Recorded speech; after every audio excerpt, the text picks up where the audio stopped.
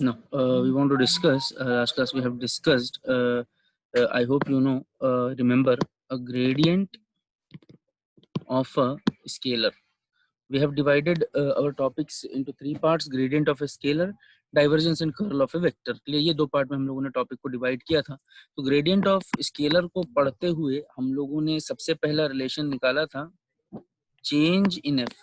Change in F जो हम लोगों ने निकाला था, grade of F dot it is nothing but D R. फिर हम लोगों ने निकाला था rate of change df upon it is nothing but simply dr, that is equal to mod of it is nothing but grade f cos theta, या फिर जो है grade f dot it is nothing but r cap. I hope you remember. Clear है, पर दोनों एक ही चीज थे. तो मैं तो ये कहना चाह रहा था कि इसको डायरेक्शनल डेरिवेटिव हम कहते हैं. क्लियर.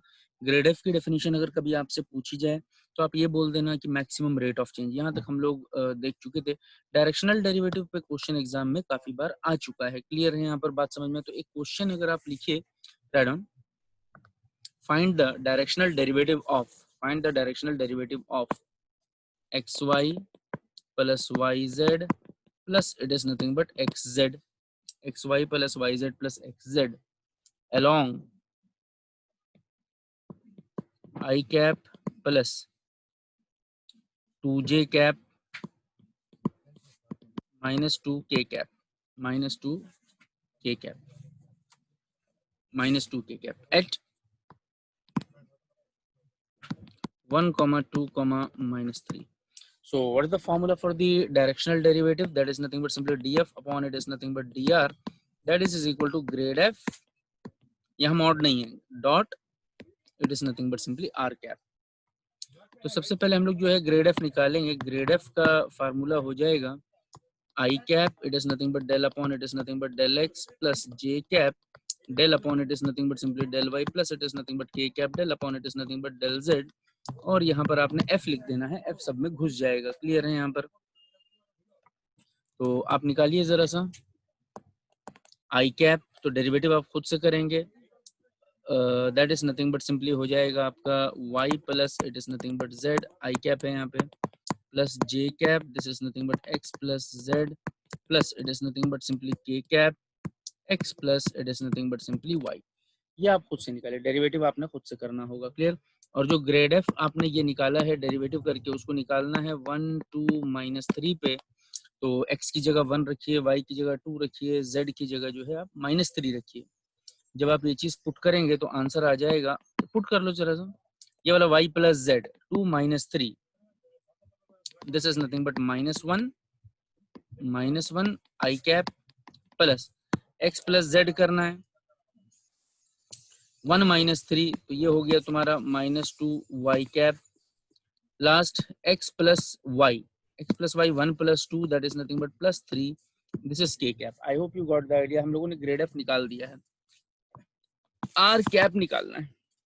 क्वेश्चन को अगर ढंग से पढ़िए तो अलोंग कहाँ बोला है? I plus 2j minus 2k, along I cap plus 2j cap minus it is nothing but 2k cap. तो ये चीज अगर ध्यान से आपको तो आर कैप निकालना है. ये आर कैप नहीं है, आर वेक्टर है. इसलिए आर वेक्टर है क्योंकि मॉड लेने से इसका 1 नहीं आएगा. यूनिट वेक्टर का मॉड 1 आना चाहिए.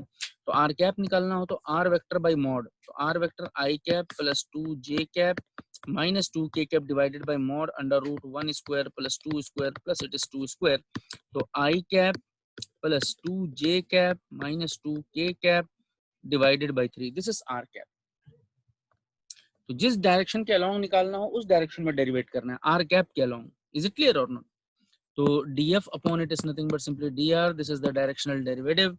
तो आप निकाल लीजिए जरा सा, कितना निकाला है ग्रेड एफ?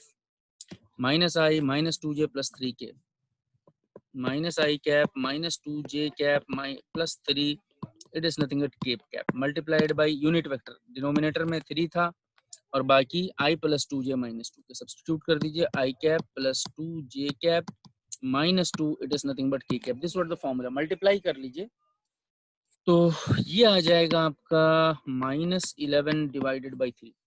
दो वेक्टर का dot product minus 11 by 3. Check करके देख लो.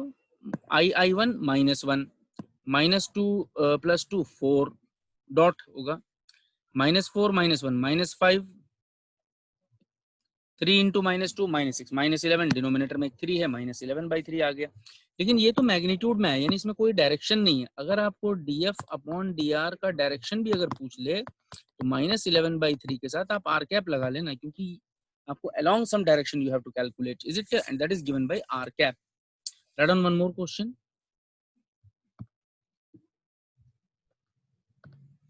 Find the directional derivative of x square plus y square minus z at 103 at 1,0,3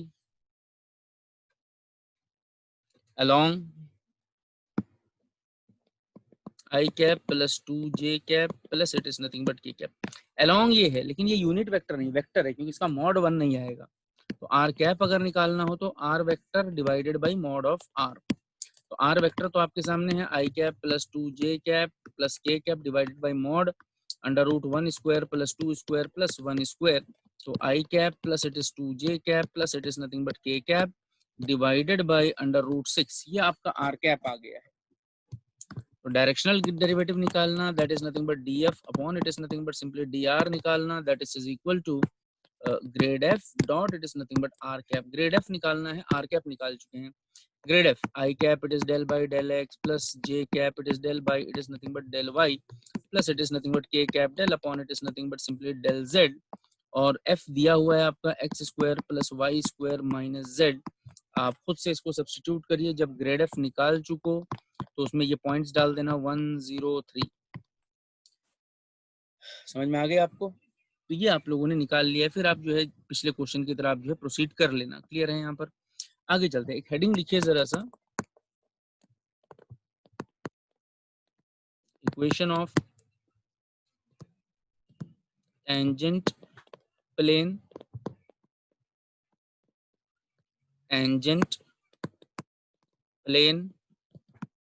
and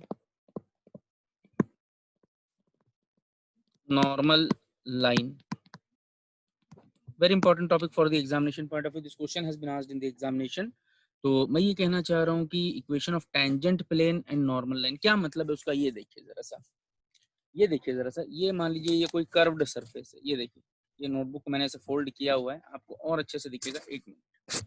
ये देखिए, ये कोई कर्व्ड सरफेस है और ये पॉइंट मैं चुन रहा हूँ। देखिए इस पॉइंट पे एक टेंजेंट, देखिए ये पेन हो गया, ऐसे टेंजेंट ऐसे टेंजेंट ऐसे टेंजेंट, इनफाइनाइट टेंजेंट जब इस पे बना दोगे तो एक प्लेन का शक्ल आ जाएगा। तो टेंजेंट की वजह से क्या बनता है बताइए जरा सा, प्लेन, और उस प्लेन की इक्वेशन निकालना। लेकिन इस पॉइंट पे नॉर्मल परपेंडिकुलर तो एक ही लाइन होगा इस पॉइंट के लिए।